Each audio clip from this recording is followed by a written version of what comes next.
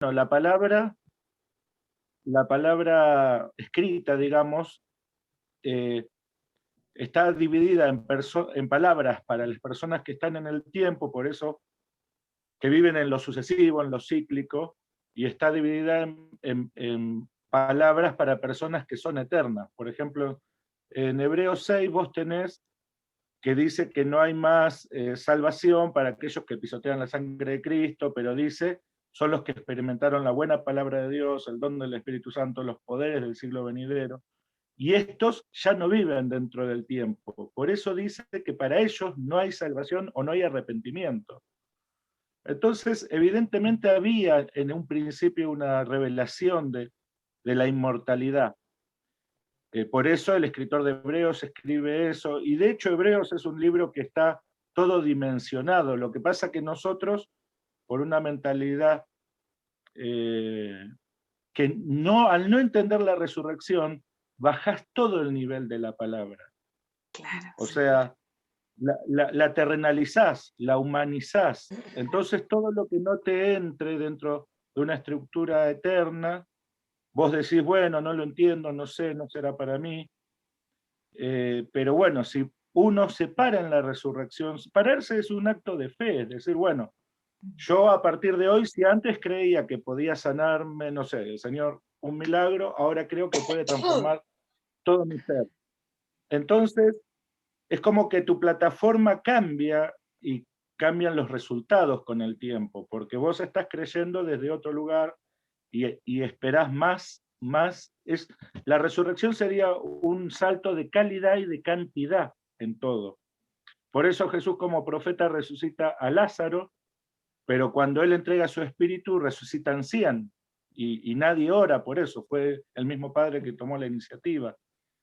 Entonces, es un salto de cantidad y de cualidad. El asunto es cuánto uno se va a atrever, hasta dónde se va a atrever a ir, porque las puertas están todas abiertas, y entender eso, que vos dijiste en un momento, yo voy a hablar de mis experiencias, pero hay que entender que la misma palabra escrita dice que hay cosas que Jesús no podía compartir en ese momento porque no iban a poder ser sobrellevadas. Entonces, eso ya te abre, en el reino te abre un abanico de infinitas posibilidades, o sea, de que no están escritas, ni que Jesús las quiso enseñar porque no era el momento.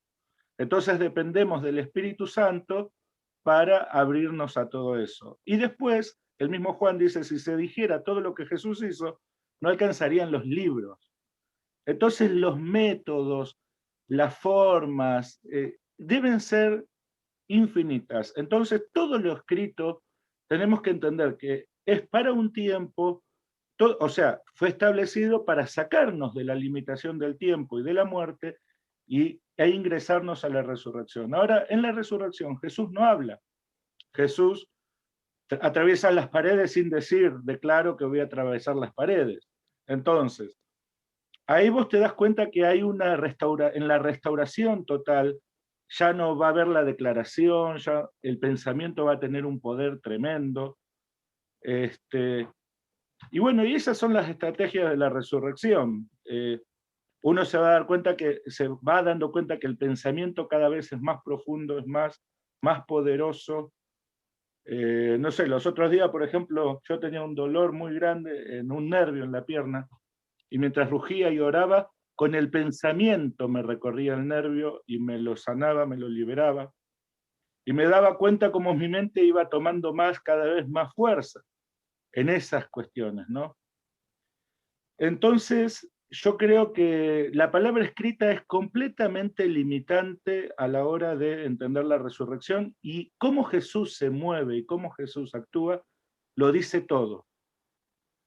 Porque Él no se dedica a decir, a enseñar desde la resurrección. Entonces, creo que es una impartición muy fuerte que sí reciben los discípulos en esos 40 días, porque ahí empezaron a obedecer y se metieron en el aposento alto 120 días, que antes no hubieran obedecido eso. Y bueno, y que hay una palabra que sí hay pequeñas cosas que nos pueden hacer entender de esas dimensiones, pero que por lo general son como llaves nada más que, digamos, no lo dicen todo, no lo dicen todo. Por ejemplo, cuando nosotros entendimos del juicio en los planetas y en las constelaciones, fue entender, bueno, si somos resucitados o nos paramos en esa plataforma, tenemos legitimidad en el cielo, o sea, en todas las dimensiones.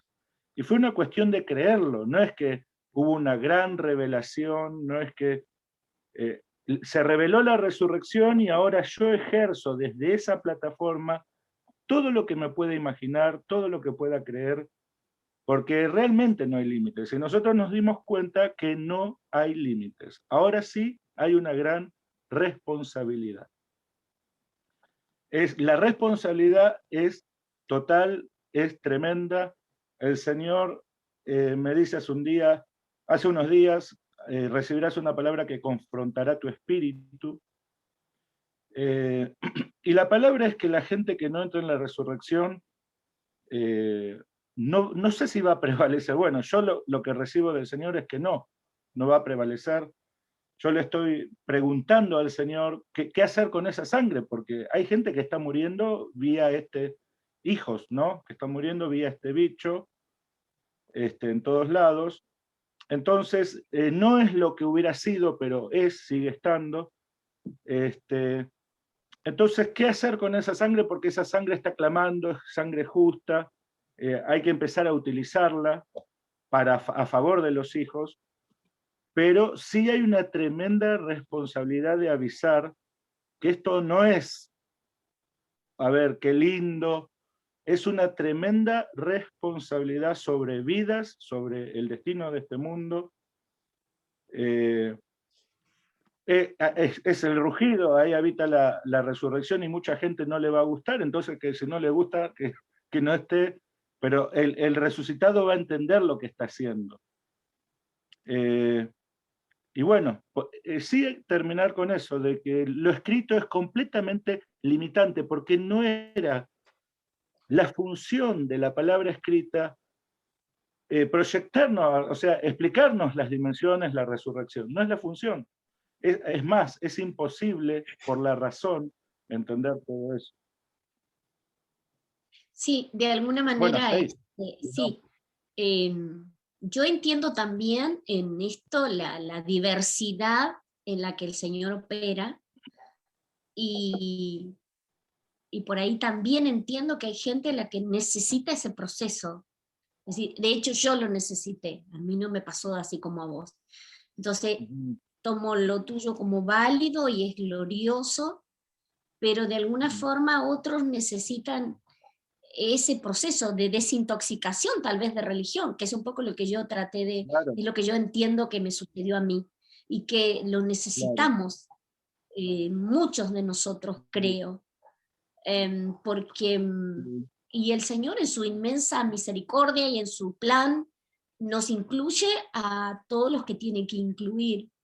Así es que, obviamente acá el punto es la fe, y, y Sí. luego de creerlo, ejercitarlo, ejercitarlo en la fe.